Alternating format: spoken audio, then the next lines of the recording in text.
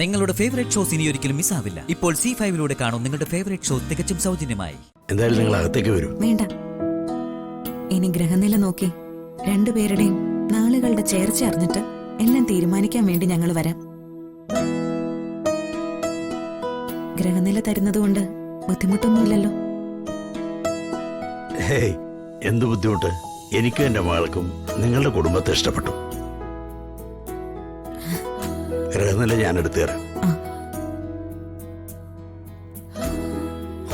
അപ്പാവി പൊണ്ണ്, ഇപ്പൊ ഇവൻ കയ്യിലെ മാട്ടിയാച്ചു. അയ്യാ, സന്തോഷമായ?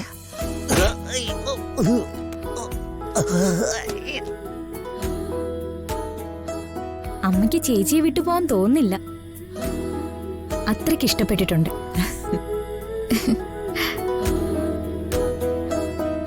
ഇതാ നിർത്ത്.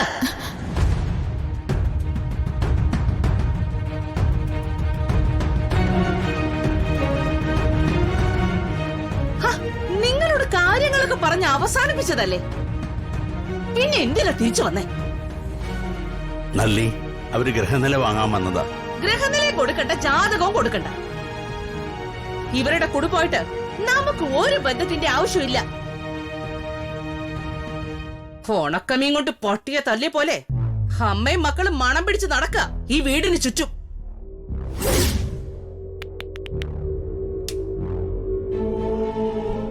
നല്ലി, ഇനി ഒരു അക്ഷരം നീ മിണ്ടി പോകരുത്. ഇവര് വന്നിരിക്കുന്നത് എന്റെ മകളുടെ ഗ്രഹനില വാങ്ങിക്കാനാ. ഞാനത് അവർക്ക് കൊടുക്കുന്നത് പൂർണ്ണ സമ്മതത്തോടെയാ. അത് നീ ചോദ്യം ചെയ്യണ്ട, മനസ്സിലായില്ലേ?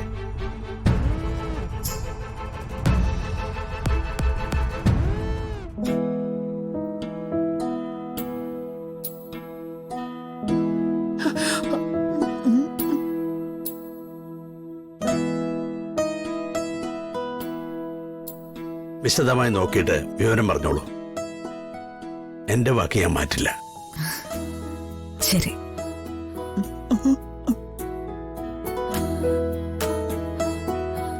അമ്മ പോട്ടെ മോളെ. ശരി അമ്മേ. വൈകാതെ വരാം. ശരി.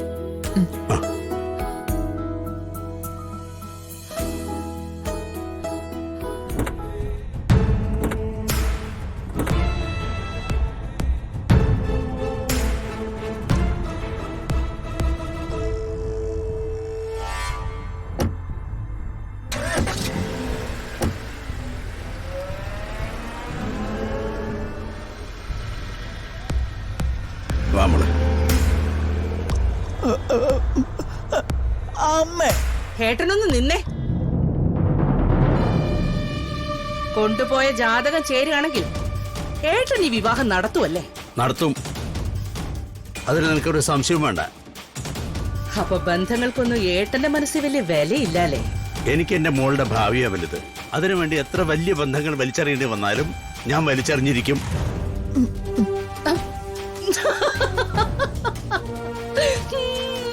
ഗംഭീരം.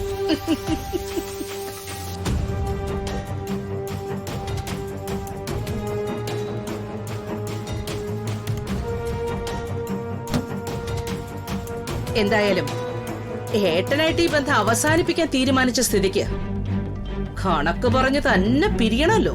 അതല്ലേ അതിന്റെ ഒരു മര്യാദ. നമ്മൾ തമ്മിലുള്ള കണക്കുകള് ഏട്ടന് വലിയ ഓർമ്മയുണ്ടോ? ഇവളുടെ തള്ള, അതായത് ഏട്ടന്റെ ഭാര്യ, സുഖമില്ലാതെ ആശുപത്രി കിടക്കുമ്പോ ആശുപത്രി വരാന്തയിൽ തലയിൽ കൈവച്ച് കരഞ്ഞിരുന്ന ഒരു രംഗമുണ്ട്. ഓർമ്മയുണ്ടോ?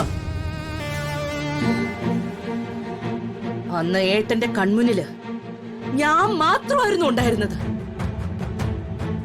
ചാകാനല്ലാതെ വേറൊന്നും പറ്റില്ല നളിനി എന്ന് പറഞ്ഞ് നിങ്ങളുടെ കൈകളിലേക്ക് ലക്ഷങ്ങൾ എടുത്തു വെച്ചത് ഞാനാ. അതിന്റെ കണക്ക് നിങ്ങൾ അച്ഛനും മോളും മറന്നാലും നളിനി മറക്കില്ല.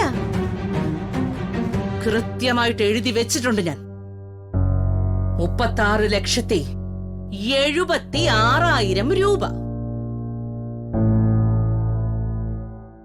എന്റെ കാശാ. എന്റെ മകൻ അനുഭവിക്കേണ്ട കാശ്.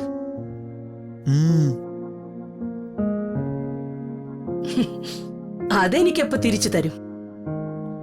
അമ്മായി എന്തീ പറയുന്നേ? മലയാളം എന്റെ മനസ്സിലായില്ലേ? ഇങ്ങനെയൊക്കെ ചോദിച്ചാ പിന്നെ എങ്ങനെയാണ് ചോദിക്കണ്ടേ?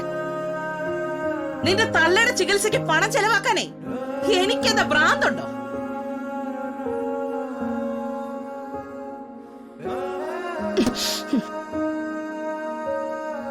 ഇങ്ങനൊരു ചോദ്യം ഏട്ടൻ പ്രതീക്ഷിച്ചില്ലല്ലേ? ഒന്നും കണക്ക് കൂട്ടാതെ നളിനി ആർക്കും ഒന്നും ചെയ്യില്ല. നാളെ രാവിലെ ഞാൻ വരും. എന്റെ പണം അപ്പ എനിക്ക് കിട്ടിയിരിക്കണം. അല്ലെങ്കിലേ ഈ വീടും ഈ പരിസരവും എന്റെ പേരിലിരിക്കും. എന്നിട്ട് നിങ്ങളുടെ മോളെ കെട്ടിച്ചു കൊടുക്കോ കുഴിച്ചു മൂടുവോ എന്താന്ന് വെച്ചാ ചെയ്തോ. ബാടാ.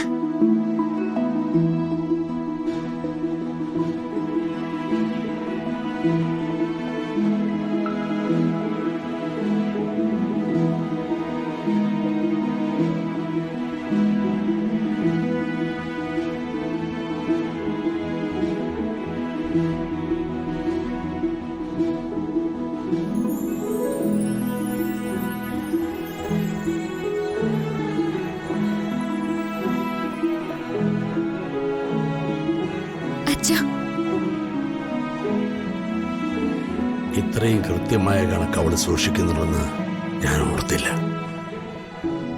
അവള് പറഞ്ഞ ശരിയാ. ആ സമയത്ത് സഹായിക്കാൻ വേറെ ആരും ഉണ്ടായിരുന്നില്ല. അവള് മാത്രമേ ചെയ്തുള്ളൂ. പക്ഷെ അച്ഛ പെട്ടെന്ന് ഇത്രയും തുക തിരിച്ചു ചോദിച്ചാല് നമ്മൾ എങ്ങനെ കൊടുക്കും? ഇപ്പൊ അച്ഛന്റെ കണ്ണിൽ ഇരുട്ടാ മോളെ. പെട്ടെന്ന് കേട്ടപ്പോ തലയ്ക്കകത്തെന്തോ ഭാരം പോലെ. എന്തെങ്കിലും ചെയ്യാനാകെയുള്ളത് ഈ വീടാ. ഒരു വഴിയില്ലെങ്കില്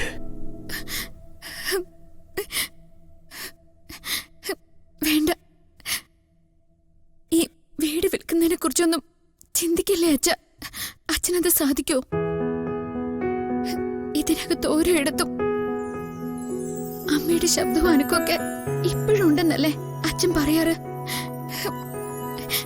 എന്നിട്ട് അച്ഛനറിയില്ല മോളെ. സത്യത്തിൽ അവള് വില പറഞ്ഞത് ഈ വീടിനല്ല, നിനക്കാ. അച്ഛന് നിന്നെ വെക്കാൻ പറ്റില്ലല്ലോ.